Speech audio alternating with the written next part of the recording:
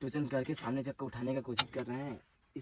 इसको क्या बोलते हैं? हिच को नीचे लगाया है, सबसे ऊपर था तो उड़ जाए तो सही है।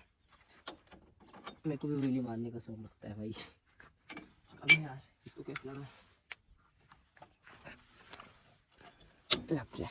एक और यार कीचड़ के नीचे इसको ऐसा होना, लगा आराम से, लगा आराम से, लगा। चलो बाय। अब